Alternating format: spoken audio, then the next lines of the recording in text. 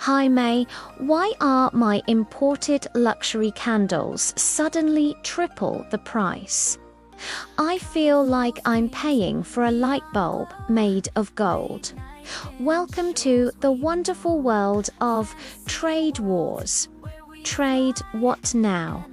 It's when countries stop trading like adults and start throwing tariffs like toddlers, and everyone ends up paying for the tantrum.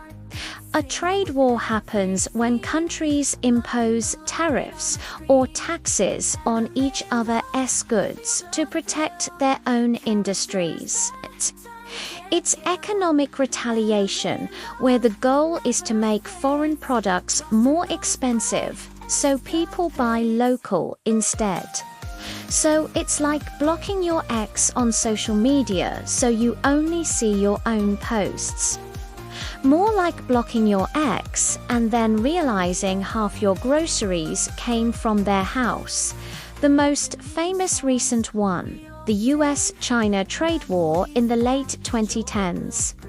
Both countries slapped tariffs on billions of dollars worth of goods, steel, soybeans, tech parts, and global markets trembled. It was a massive economic brawl that showed just how interconnected our world really is.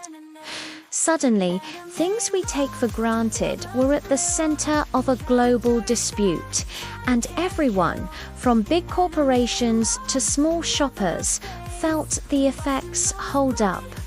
Why are avocados suddenly $8 each? Because tariffs make imports more expensive. Companies aren't just going to absorb that extra cost.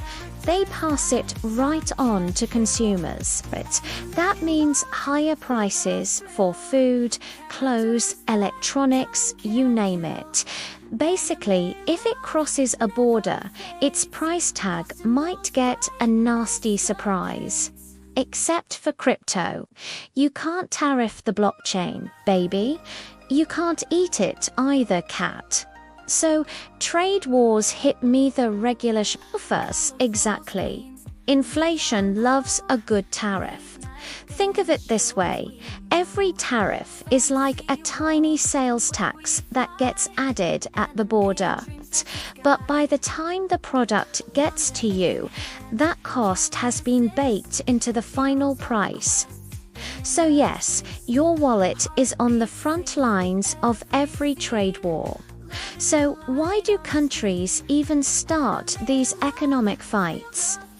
Well, they use trade wars to protect their local industries and workers. For example, if cheap foreign steel floods the market, domestic steel producers can't compete. That can lead to factory closures and job losses. But by making foreign steel more expensive, the government hopes to give its local producers a fighting chance. So it's like when I refuse to buy knockoff handbags to support real designers, exactly, except sometimes both the designer and knockoff stores go broke in the process because the economic fallout gets so messy. Trade wars are like financial breakups, messy, emotional, and everyone loses money on lawyer fees. And here's the really tricky part. Trade wars rarely stay between just two countries. The global economy is a complex web of supply chains. When one country restricts computer chips, another country suddenly can't build cars. When that country can't export its cars, another country loses out on a major import. It's a chain reaction. It's economic dominoes. Knock one over, and soon your coffee beans cost as much as your phone bill. Not my coffee beans. Relax. I'll trade you a latte NFT for half a Bitcoin. This global domino effect can destabilize markets worldwide. What starts as a targeted action against one industry can ripple outwards, affecting completely unrelated sectors in countries that weren't even part of the initial dispute. It shows just how fragile our global supply system can be. So, who actually wins and loses in this chaos? In theory, trade wars are supposed to make domestic industries stronger by shielding them from foreign competition. In practice, they often hurt global growth and create a lot of uncertainty. Farmers, manufacturers, importers, they all feel the squeeze. When another country retaliates with tariffs of its own, our exporters lose access to huge markets overnight. But companies that produce and sell their goods entirely within the country can sometimes benefit, at least in the short term, as their foreign competitors become more expensive. So, there are winners. Yeah, usually the companies selling the same thing locally or hedge funds betting on the chaos. And don't forget the lawyers. Trade wars are their Super Bowl. But technology is changing the game. The way trade wars are fought is evolving. Companies are now using AI to predict supply chain disruptions before they even happen, allowing them to reroute shipments and find new suppliers on the fly. And technologies like the blockchain are being used to create transparent, tamper-proof records that verify where goods come from, which can help cut through the confusion of trade restrictions. Finally, my moment to shine. Decentralize the tariffs, baby. If only diplomacy were as easy as coding a smart contract. We're moving into an era where data and digital platforms could become just as important as shipping lanes and ports in navigating global trade. But beyond all the numbers and market charts, the biggest cost of trade wars isn't just money, it's trust. The modern global economy was built on decades of cooperation and agreements.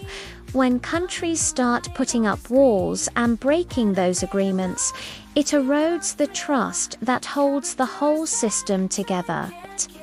It affects everything from our ability to source essential food and medicine to our collaboration on huge global challenges like developing new climate technology.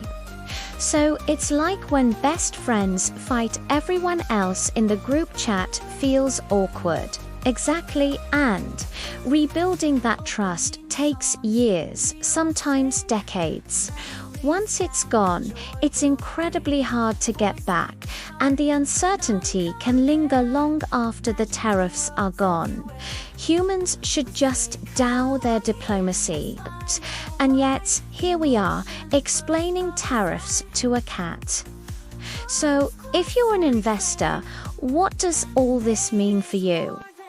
Trade wars mean volatility, which can be scary, but they also create opportunities. The key is to be prepared. Diversify your portfolio globally so you're not overexposed to any single country's economy. Consider investing in local producers that might benefit from protectionist policies. And keep a close eye on stocks related to supply chains. Or you can buy companies that benefit when others panic, like logistics firms that help companies adapt, automation companies that help bring manufacturing back home, or essential commodities that are always in demand. So basically, buy low, sell when everyone's freaking out. Finally, Penny gets it. Adaptability is your best asset in a volatile market. In In the end, trade wars are a powerful and messy reminder that the global economy is deeply, deeply connected. When money goes to battle, everyone feels the impact, from the farmer in the field to the shopper in the store. Cooperation isn't just a nice idea, it's the currency that keeps the world running smoothly. So no more candle price wars, please. Unless they're NFT candles. If that ever happens, I'm moving to Mars. And that's a wrap on trade wars. Thanks so much for joining us on Money Talks. We hope we untangled some of that economic jargon for you, but if you enjoyed this and want to learn more about how money shapes our world, do us a huge favor and hit that like button. And don't forget to subscribe and ring the notification bell so you never miss an episode. We have so many more topics to break down for you. Thanks again for watching, and we'll see you in the next video.